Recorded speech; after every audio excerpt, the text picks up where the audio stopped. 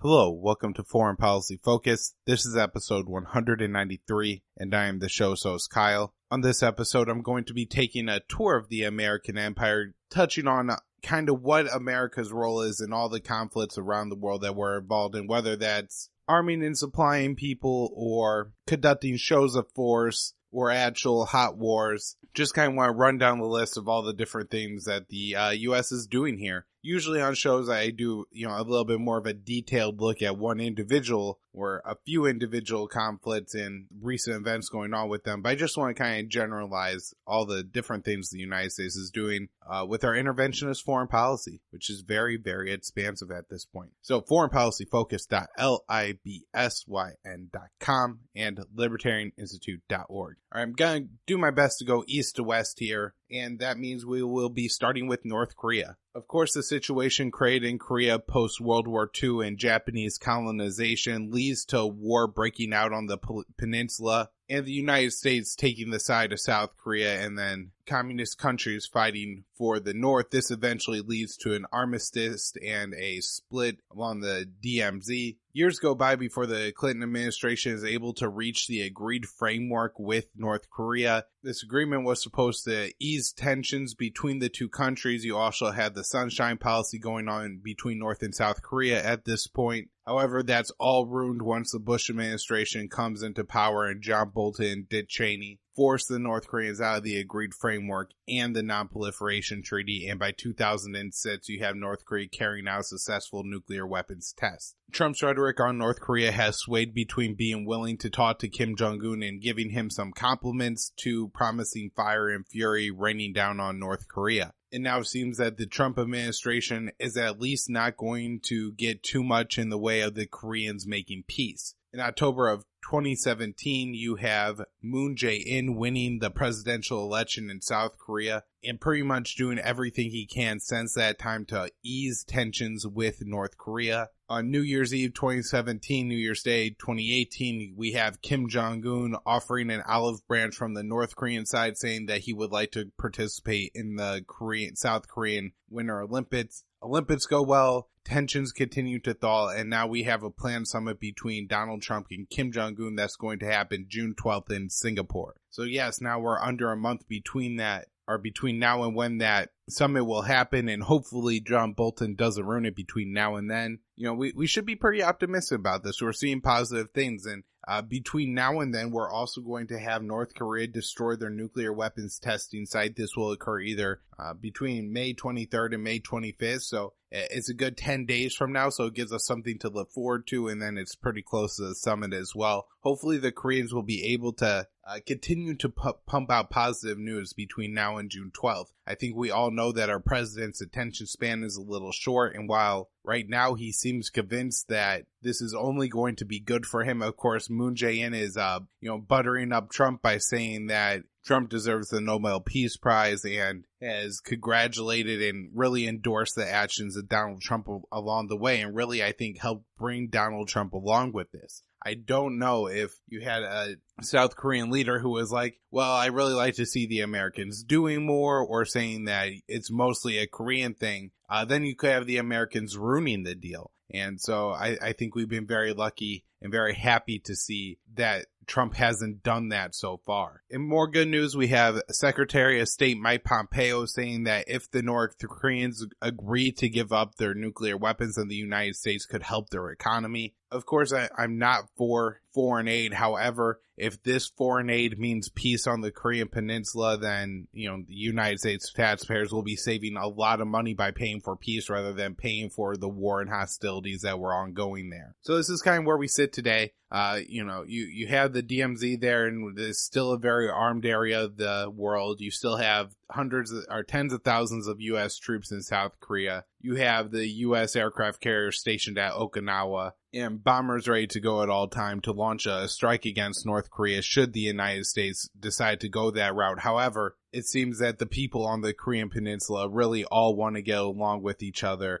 And so maybe, within the next couple of years, we could see the status and the situation of hostilities on the Korean Peninsula really start to change, and there not to be that constant concern for a hot war breaking out. One discussed China and the South China Sea. Of course, there are a combination of islands and man-made islands out in the South China Sea. And I think by the international treaties that are supposed to govern how large bodies of water are owned or who's allowed to travel in them, China definitely asserts that they control more of the South China Sea than would be agreed upon in those international treaties. However, it doesn't mean that the international treaties are the morally right or correct things. And, it seems like one of those things that the Americans really shouldn't be involved in deciding who's going to, control that territory out there. Unless, of course, we want to do something nice and, agree to hold a summit for the Philippines and Vietnam and China to all get together and try to work out this issue here in the South China Sea. However, it seems that the United States is really the main provocateur in this area.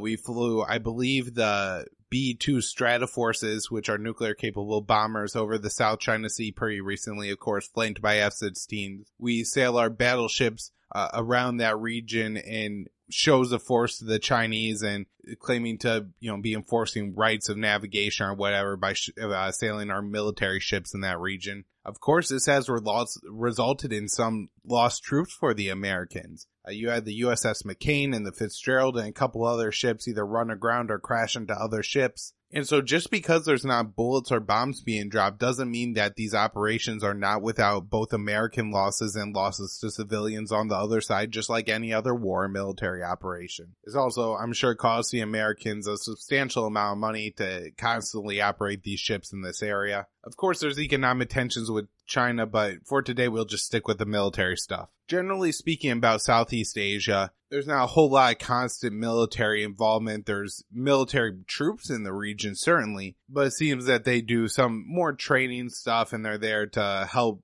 either provide contracts on some of the weapons that we sell or stuff like that. Of course, there's a situation in Taiwan where the United States continues to sell the Taiwanese government weapons at the protest of the Chinese government. But I kind of want to highlight how the proposed AUMF in the Senate could create a real problem and really expand the U.S. terror war to Southeast Asia. If you look at these countries, and most people, I don't think know this, is that a lot of these are Muslim majority countries or have significant Muslim populations, whether it be Bangladesh, Myanmar, the Philippines, or Thailand and Indonesia. In fact, over the weekend here, we had at least 7 people killed by 6 suicide bombers in Indonesia. The bombers targeted Christian churches. I read the first report here from Fox News, and so Fox certainly takes no caution really when disgracing the names of Muslims. And so in this case, they could be overblowing a little bit what happened here. But they say that even children were involved in carrying out the suicide attack, and that this family that may have been responsible for the suicide attack had allegedly traveled to Syria and stayed in areas that the Islamic Caliphate existed. And then also in the Philippines, if we go back to last summer, you'll remember that ISIS held a city there for quite a few months from the Philippines government. And so when you look at the new AUMF and you see that the United States, this would give the president power to carry out military operations against ISIS, Al-Qaeda, Al-Shabaab, etc., and associated forces. And so if this family in Indonesia is calling themselves ISIS, then it's not a stretch to imagine the Trump administration would say, well, this is an associated force of ISIS, and claim the right that they could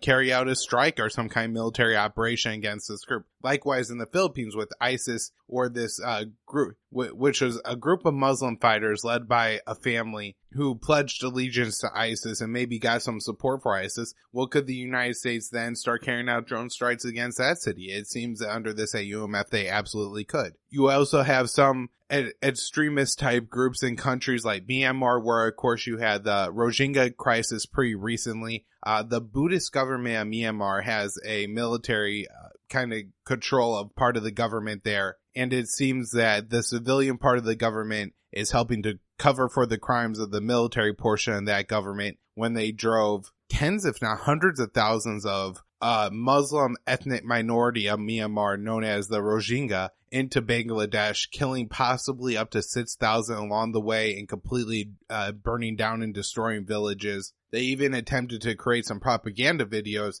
by showing the Rohingya burning down their own houses Of course, if you zoom out of that a little bit more, you'll see that they had guns pointed at them by the Buddhists while they were doing that. And so one of the excuses for the government to carry out these attacks against this Muslim population here was that there's extremist ties within that group. And this certainly seems to be true, that there are some people living in Myanmar who do pledge allegiance to Osama bin Laden and Al-Qaeda. And so again, could you now have the United States carrying out military operations in these countries as well? Now, the U.S. certainly has an interesting developing relationship in South Asia between India and Pakistan, as the Trump administration seems to be particularly critical of the Pakistani government and their inability, or according to Trump, unwillingness to take out the Taliban and Haqqani network that are operating in Pakistan. Now, it seems, at least in part to me, that it's just a fundamental misunderstanding by Donald Trump of what the Pakistani state is and how much of their own country they're really able to control, and that they're probably not able to carry out super effective raids against the,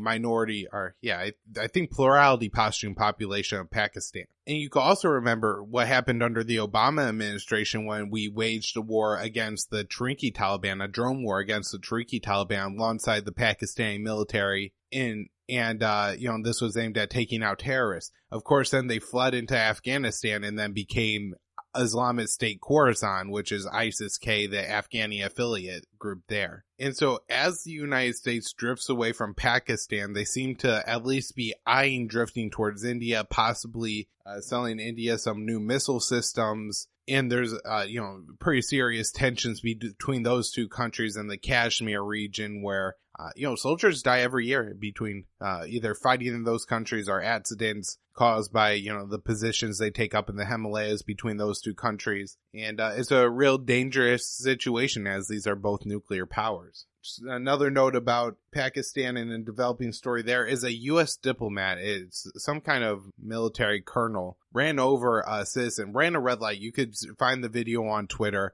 The guy runs a red light and plows into a bicycle and claims diplomatic immunity. Now, the Pakistanis have really been looking to, get this guy and have him, I guess, face some kind of punishment for what he did, because he killed an innocent person. They claim that he was drunk.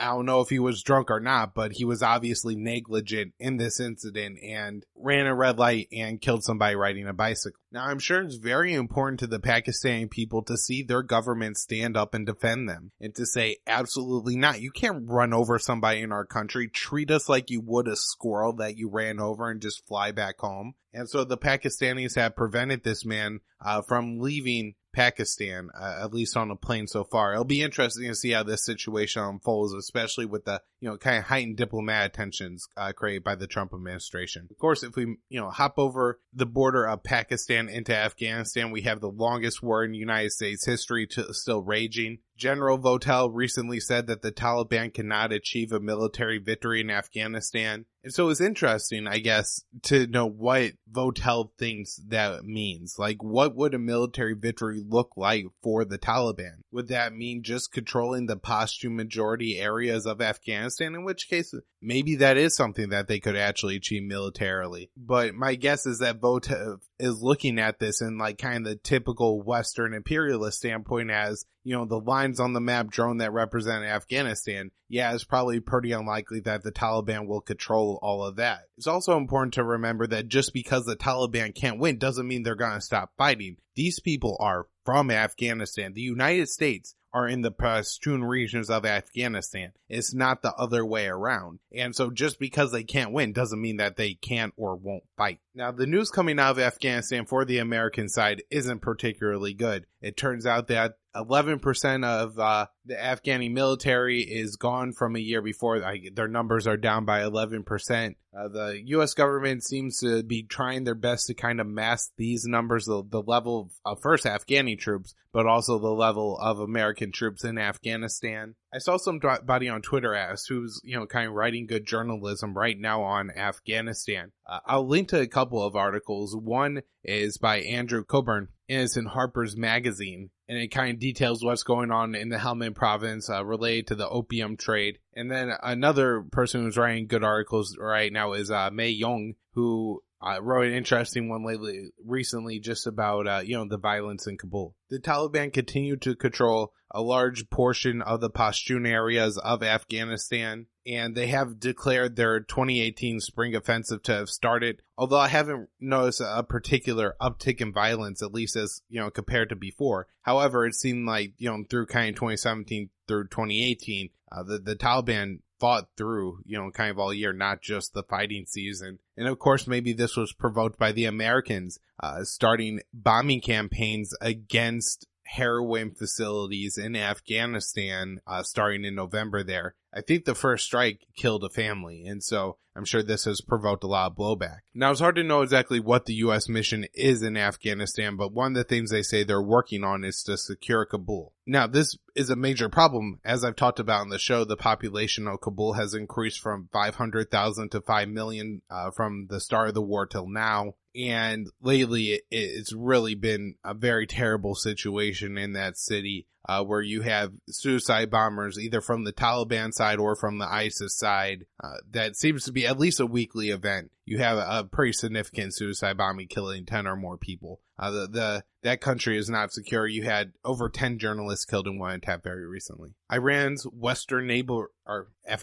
western neighbor is Iran. And of course, we had the U.S. withdrawing from the nuclear agreement there. Now, the situation in Iran doesn't look particularly good, especially when you look at who the United States has in the Trump administration. The recent appointments of both Pompeo and Bolton are very scary as far as, these people are definitely Iran hots. Trump has now withdrawn from the Iranian nuclear agreement based on the fake evidence that Benjamin Netanyahu, the Israeli prime minister, provided him. And so there's a lot of signs that, point to the United States possibly getting involved militarily with Iran. However, it does seem like that kind of situation where nobody really wants to get into that kind of war. This is going to be even worse than the Iraq war, which has been, probably the worst war the United States has been involved in since 2001, even though there's a lot of terrible ones to compete for that title. And so I would guess that as long as there's somebody rational at the Department of Defense and the Pentagon, which it seems that James Mattis is,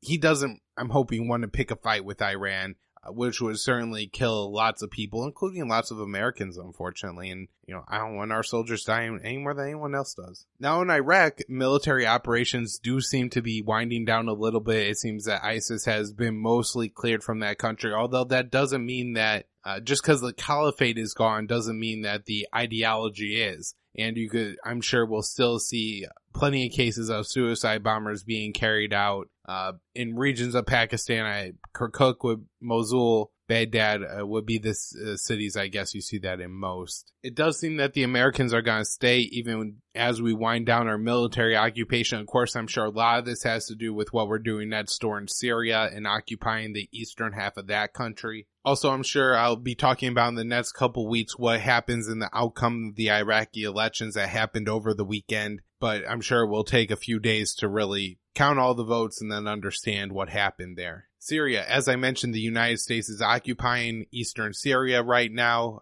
through our proxy force, the Syrian Kurds, and their fighting militia, the YPG. The most western city that they control is called Manbij, and it's actually west of the Euphrates River, violating a red line that Turkey has set, which is, of course, a NATO ally of the United States. Turkey has repeatedly threatened to attack the U.S. proxy force there and any U.S. troops that stand in the way, and it seems that the United States is now building a new base in Manbij to house both United States and French troops. Turkey's rhetoric on Manbij does seem to have wound down a little bit in the past couple weeks, especially with the Duma situation happening in Syria and the United States, having some carrying out some strikes in Syria from that direction. And so it'll be interesting to see what's happening as the situation in Syria unfolds. I think there's some significant developments occurring in Syria, and that is the Assad government has now cleared pretty much the entire Damascus area from Syrian rebel or ISIS groups. The Yarmouk Palestinian refugee camp south of the city has now been cleared of ISIS. And really, the last couple enclaves held by Syrian rebels in the Homs area are now under siege, and then the ISIS group still controls a portion of the Syrian steppe. which is the Syrian desert there. However, the rest of the rebel-held areas are either on the border with Jordan, Turkey, or Israel now, which I'm thinking is going to, enter into more or less a new phase of the Syrian civil war. A lot of the easy enemies now, Al-Qaeda and ISIS, have been picked off and taken out. And so if Syria continues to move south and try to take out the ISIS and Al-Qaeda rebels on the Israeli border, this is going to provoke a response from Israel. Same if the Syrian government starts to move into the Idlib province, it'll provoke a response from Turkey. Or if they start to move east into the eastern half of the Euphrates River in the area controlled by the United States and our proxy force, that they'll provoke a response from the U.S. So very interesting to see what Assad's next move is after he gets rid of the remaining rebel enclaves. We'll head up north real quick and just briefly discuss Ukraine, which the United States is definitely involved there. New Year's Day 2017, you had John McCain and Lindsey Graham giving a pep talk to some Ukrainian soldiers, including neo-Nazis, saying that it would be a year of offense and that they would retake Ukraine. Of course, that civil war has killed 10,000 people. The United States has taken the side of the western half of Ukraine and the Kiev government. Significant and important parts of that government are held by neo-Nazis, and the Azov Battalion is one of the more effective fighting groups of the Ukrainian government. And, you could just Google up their name and see that those guys are, Hitler praising Nazi. Now, there is a ceasefire in the Ukrainian civil war that seems to be more or less holding. I read reports every now and then that there's some fighting going on, but it's not kind of that all-out civil war breaking out. However, that doesn't mean the United States is just sitting on our hands. We're looking at bringing Ukraine into NATO, which is a definite red line from the Russians, and it'll be interesting to see how Putin responds to that if that relationship unfolds. I'll link to the episode Foreign Policy Focus where I had Will Porter on to discuss this. And the United States has also recently sold the Ukrainian army some Javelin missiles, which are anti-tank missiles, pretty advanced weaponry. You also have a general NATO buildup in East Europe. This seems to have cooled off in the past 6 months or so. You don't read quite as many stories about the United States moving all of our, troops, our German troops moving out east. However, there's now quite a few places where there's NATO troops stationed very close to the Russian border, and, very heightened in scary times there because these are the world nuclear superpowers. All right, now we'll hop down to Yemen. I'll link to episode 159 of Foreign Policy Focus where I go over the Yemen conflict, but some recent developments there are that the war's pretty much remained a stalemate and not many sides or towns switching hands. There's been some heightened fighting around the city of Taiz lately, and that's more South Yemen than North Yemen. The city has long been held by the government forces, but under siege from a few sides by the Houthis. Over 100 people have died in fighting there in recent days, and the pro-government Saudi coalition side that the United States is fighting on has announced that they're going to, try to make a push towards the port of Hadida. International groups have warned for a long time that attacking that port could create a humanitarian crisis that's even beyond what it is now, and that's 8 million people on the brink of famine. 400,000 children on the brink of starving to death. The Saudis have also carried out a lot of airstrikes recently, as well as the Emiratis, against Houthi targets, a lot of these hitting civilian targets, including bombing a busy street in the capital city of Sana'a, bombing weddings with U.S.-made bombs. They killed the political leader of the Houthi-controlled Yemen in an airstrike recently, and then actually bombed again a couple minutes later, taking out the first responders who came in to, rescue anybody who was there. This seems to be increasing from the Saudi coalition. These, what they call signature strikes are double taps, where they claim in order to make sure they killed their target, they drop a second bomb on it like 10 minutes later. However, typically what this does is just kills anybody who rushes in to want to save people. It also creates a real fear among people of rushing in to save people who are maybe dying or burning alive in a building. If you're a firefighter and you come across a situation time and time again where every time you run into a building, somebody drops another bomb on it, then you might stop running in. And this has certainly caused, some people to lay on the side of the road for 10 minutes or so while injured, while, first responders kind of decide if they're going to walk up to the scene or not. We're also coming up on that time of year where weather conditions in Yemen create the situation where a cholera outbreak could happen. Last year this happened, and